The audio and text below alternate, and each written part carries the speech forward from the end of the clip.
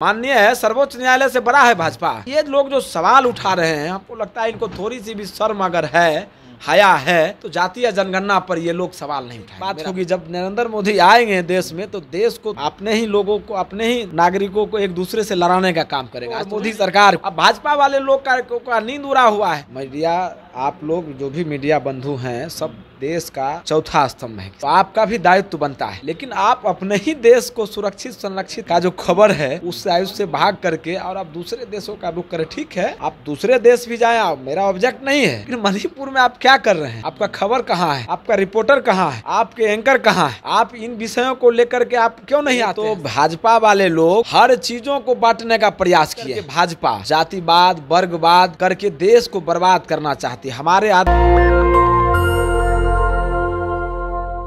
पिछले कई महीने से मणिपुर जल रहा है, लेकिन देश की जो मीडिया है, जो टीवी अखबार है, वह इजराइल दिखा रहा है। पहले यूक्रेन दिखा रहा था, अब पूरी टीम को इजराइल में लगा दिया गया है। और उनकी आप ड्रेसिंग देखेंगे, मानो वही कमांडो बन के इजराइल की तरफ से फिलिस्तीन के खिलाफ लड़ रहे हैं। लेकिन उनको मणिपुर जाने का फुर्सत नहीं था। इसी पे बात करेंगे, देश में टीवी अखबार की क्या हालत हो गई है। इसी बात के साथ किसान नेता हैं, आरजेडी के प्रदेश अध्यक्ष है किसान प्रकोष्ठ के चंदन जी हैं। चंदन जी, क्या लग रहा है जो वार देख रहे हैं टीवी पे, लगातार दिखाया जा रहा है ना? कमांडो बन के वहाँ पर रिपोर्टर पहुँचे हुए हैं और मणिपुर नहीं गए थे, क्या रिएक्शन है? अब तो साफ दोहरे मापदंड जो दिख रहे हैं इन लोगों का। अब तो चाहेंगे, फिर एक बार आग्रह करेंगे इन लोगों से भी। हम तो आग्रह करते हैं और मौका लोगों को हम देते रहना चाहते हैं कि एक बार मणिपुर की ओर भी रुख कर लें। जो लोग अब बता रहे हैं कि देश के बाहर भी चले गए हुए हैं, कहाँ से बजट आया, कहाँ से, खैर हालांकि वो सब एक लंबा 4 लाख का वीजा है। हाँ, वो तो हमने कहीं दिया कि एक लंबा कसरत का विषय है। उस कसरत में ना जाते हुए इन लोगों से मेरा आग्रह रहेगा, आज भी तब भी था, ये लोग अपने ही देश, मणिपुर देश के अंदर है और वीजा भी नहीं लगता है। हाँ, और हमको शायद लगता है कि बहुत समय भी नहीं लगेगा, बहुत परेशानियाँ भी नहीं होंगी। तो पहले देश की स्थिति को सुरक्षित संरक्षित का जिम्मा ये लोग ले लेते।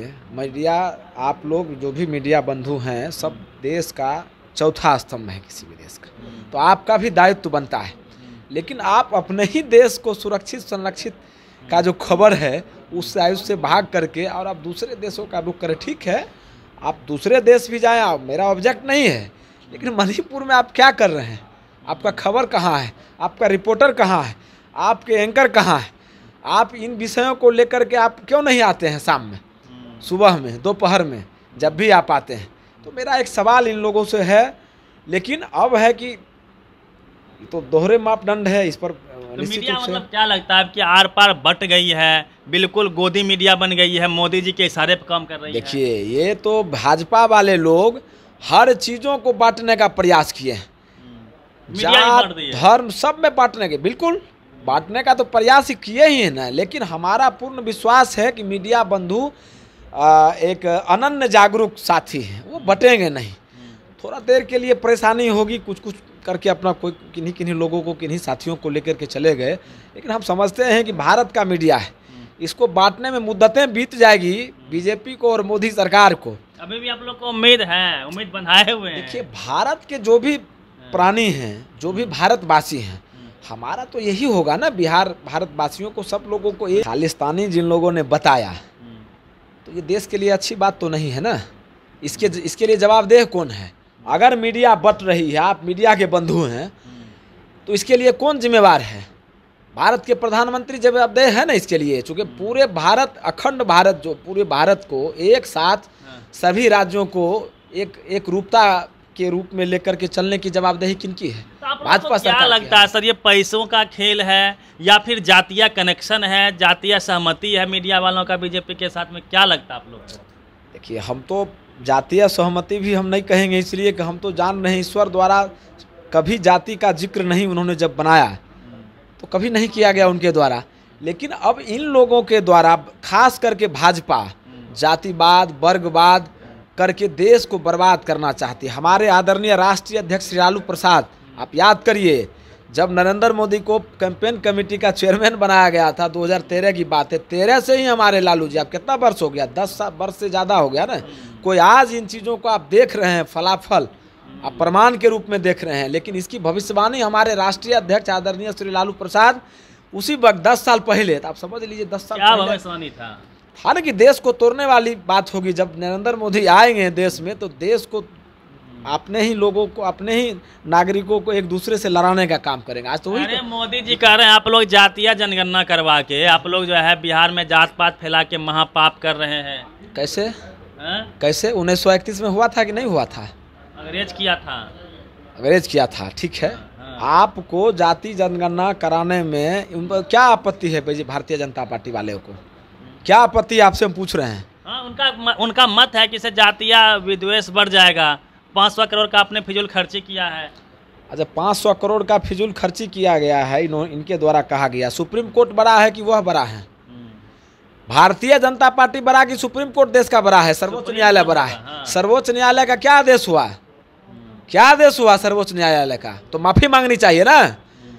भारतीय जनता पार्टी के जो भी नेता कौन कह रहे हैं इस बात, इस तरह की बात को कौन उछाल रहा है? नेता है जो कर, नाम बताइए ना हमको, कौन? अरे रविशंकर जी बोले थे कि जातियों की गिनती नहीं की आप लोग। रविशंकर को कुछ ज्ञात हुआ है क्या?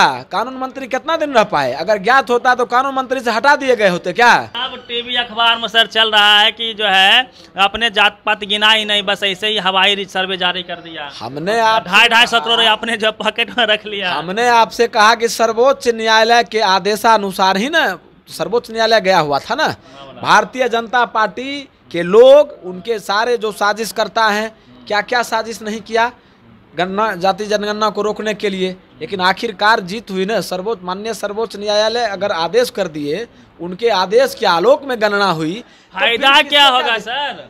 फिर किसको क्या देगा? और जहां तक सवाल रहा भाजपा वाले लोगों का कि गए ही नहीं कहीं, तो माननीय मुख्यमंत्री जी जब सर्वदलीय बैठक बिहार में बुलाए थे, तो उनके नेता प्रतिपक्ष उसी के न है, भारतीय जनता पार्टी की तरफ से आए हुए थे ना, भैया सिन्हा। माननीय मुख्यमंत्री जी ने, आदरणीय नेता हमारे तेजस्वी यादव बिहार के उप मुख्यमंत्री जी ने कहा कि अगर किन्हीं लोगों को किसी भी संदर्भ में कोई आपत्ति है, प्रमाण के साथ आएंगे, तो उसको हम लोग एक एक चीज़ों को बिंदुवार देखेंगे, और बिंदुवार देखने के पश्चात अगर कहीं से कोई त्रुटि होती है तो पुनर्विचार किया जाए। फिर कहाँ सवाल है? कहाँ सवाल है? सुनिए सर, जो टीवी पे आके बोल रहा है, टीवी अखबार चला रहा है कि उसकी जात की गिनती नहीं हुआ, शिक्षक पहुंचे ही नहीं, तो इसको क्या कहिएगा? ये अगर इस तरह की बात है तो ये प्रायोजित है।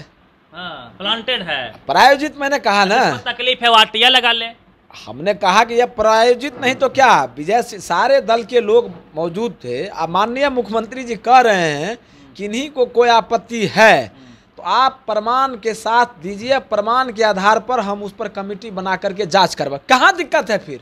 सुनिए, किसको दिक्कत है? क्यों दिक्कत है? सुनिए ना सर, ये सिर्फ अपनी राजनीतिक रोटी सेकने के लिए ये लोग इन तरह के अनावश्यक अनर्गल आलाप कर रहे हैं। इनको आलाप करने से कुछ मिलने वाला है आप नहीं। कर रहे हैं सर। हिंदू मुस्लिम के फ्रंट फुट पे खेलती है बीजेपी, उसका आपने मुद्दा छीन लिया, जात पात पे लोगों को ला दिया। अब बताइए हमको, हिंदू मुस्लिम करती है, और जिन लोगों की वह वकालत करते हैं, क्या उनको नहीं गिना गया? क्या उनको गिना गया कि नहीं गिना गया? सबको गिना गया। हिंदू मुस्लिम तो वो करते हैं ना, हम किसी एक जाति को छोड़ दिए हैं क्या?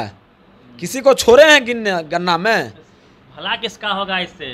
किसका भला होगा? जो आर्थिक रूप से पिछड़ रहे होंगे। 1931 के बाद पहली बार इस तरह का ऐतिहासिक, वो हम तो चाहते हैं। अच्छा, दूसरा, अगर इनको ऑब्जेक्ट है भाजपा वाले लोगों को, तो प्रधानमंत्री सर्वोपरि है ना, ऑथेंटिकेट पर्सन है ना, वो तो करा ही सकते हैं जनगणना। पुनर्जनगणना वह करा लें बिहार में, किसको आपत्ति है? उसे पता चल जाएगा कि कौन सही है कौन गलत है। और सिर्फ बिहार ही क्यों, देश स्तर पर एक जनगणना करा ले, पूरे देश में इस तरह की जनगणना होनी चाहिए, तब तो पता लगे ना आर्थिक रूप से कौन लोग पिछड़ा है। अभी आपको हम एक बता रहे हैं, लोहार जाति का बता रहे हैं। केंद्र सरकार के गलत नीतियों के खिलाफ किस वर्ग में लोहार जातियों को अप्रूव किया गया है? अनुमोदन किस वर्ग में है? केंद्र सरकार बताए, रविशंकर जी बताएं, उनके प्रवक्ता भाजपा वाले बताए, लोहार जाति को किस वर्ग में रखा गया है? किस वर्ग में रख करके आप अनुमोदन किए हैं केंद्र से? बताइए। कई लोगों की नौकरियां चली गई IAS IPS लोगों का, कई लोग शिक्षक थे, सब चुके ST में थे पहले।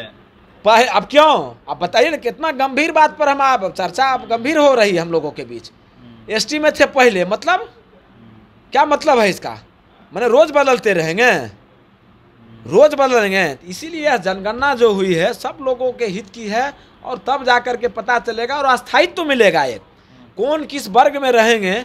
ST में पहले थे, जाति बना करके ST का दिया गया प्रमाण पत्र, और बाद में उन लोगों को कहा गया कि आप ST में नहीं हैं। किसके गलती से हुआ यह बड़ा सवाल है, गंभीर सवाल है। मैं पूछना चाहता हूं भाजपा वाले लोगों से। सर अभी तेजस्वी जी कह रहे हैं कि मीन्स मुट्ठी भर लोगों के पास में सारी संपत्ति है, जमीन पूरा का पूरा मुट्ठी भर लोगों के कब्जे में है, तो क्या लगता है कि सबको जमीन उमीन फिर से वापस बांटिएगा क्या छीन के? नहीं, सवाल वहाँ है कि जो एक बड़ा वर्ग अत्यंत पिछड़ा अब निकल करके आए हैं 36%, 36 में कुछ आपको जानकारी, तो अब आरक्षण का जो है दायरा बढ़ेगा। नहीं, उस हिसाब से तय किया जाएगा ना। ये तो माननीय लोगों को तय करना है, माननीय मुख्यमंत्री और माननीय आदरणीय श्री जिसकी संख्या भारी उसकी उतनी हिस्सेदारी की ओर आप लोग बढ़ रहे हैं। अब तो जनगणना, अब तो इसी से ना पता चल रहा है कौन वर्ग के लोग पिछड़े हुए हैं, उसको उसके दायरा को बढ़ाया जाएगा, या उसका एक दायरा तय होगा। बढ़ाए नहीं बढ़ाए तय होगा, तभी तो सब लोगों को उचित न्याय जो देश स्तर पर मिलेगा। ये तो बिहार एक नजीर बनेगा देश स्तर पर। अब भाजपा वाले लोग का नींद उड़ा हुआ है, नींद उड़ गया है, नींद तो उड़ा हुआ ही है ना, स्वाभाविक है। आप जितना सवाल मीडिया के बंधु हमसे किए, हमने जवाब दिया ना, सब पर जवाब दिया। माननीय है, सर्वोच्च न्यायालय से बड़ा है भाजपा। तो ये लोग जो सवाल उठा रहे हैं, हमको लगता है इनको थोड़ी सी भी शर्म अगर है, हया है, तो जातीय जनगणना पर ये लोग सवाल नहीं उठाएंगे। मेरा व्यक्तिगत, पूरे देश में करवा दें, पूरे देश में करवा दी तो हम लोगों का आदरणीय राष्ट्रीय अध्यक्ष, जब हमारे 90 के पहले जो बिहार था और 90 के बाद जो बिहार का निर्माण हुआ, तो हमारे नेता आदरणीय श्री लालू प्रसाद यादव जी इसके पक्षधर उसी समय से रहे। सबसे पहले आवाज तो उन्होंने ही उठाया है। तब छोटे भाई के रूप में आज नीतीश कुमार जी ने उनको मुकम्मल तक पहुंचाया। हाँ, उनमें सहयोग करके मुकम्मल तक पहुंचाने का काम, उसमें तेजस्वी जी भी हमारे आदरणीय उप मुख्यमंत्री जी। लेकिन ये मुद्दा देश स्तर पर हमारे नेता ही 90 में ही उठा चुके हैं सबसे पहले। चलिए, चंदन जी थे, और जिस प्रकार से टीवी अखबार का जो नेचर है वह उभर के सामने आ रहा है। चाहे आप मणिपुर के मसले को देख लीजिए, चाहे आप किसानों के आंदोलन को देख लीजिए। मुस्लिम भाई जब CAA NRC के खिलाफ प्रोटेस्ट करें, उनको पाकिस्तानी बताया गया, किसानों को खालिस्तानी बताया गया, और मणिपुर को नहीं दिखाया जा रहा है, इजराइल जाके लोग दिखा रहे हैं। ठीक है, आप दिखाइए, लेकिन मणिपुर कौन जाएगा? साथ में किसान की बात नहीं कर रहे हैं। जब ये गुजरात के मुख्यमंत्री थे तो MSP लगातार रट रहे थे ना। तो पूरी बातचीत पे अपनी प्रतिक्रिया दीजिए। रवि मेहता, नेशनल दस्तक, पटना। नेशनल दस्तक की आपसे गुजारिश है कि अगर इसको बचाना चाहते हैं तो नेशनल दस्तक को सब्सक्राइब करने के लिए रेड कलर के सब्सक्राइब बटन को दबाएं, फिर बेल आइकन की घंटी दबाएं। नेशनल दस्तक को बचाने के लिए बहुत जरूरी है कि हर खबर को शेयर करें, लाइक करें, कमेंट जरूर करें।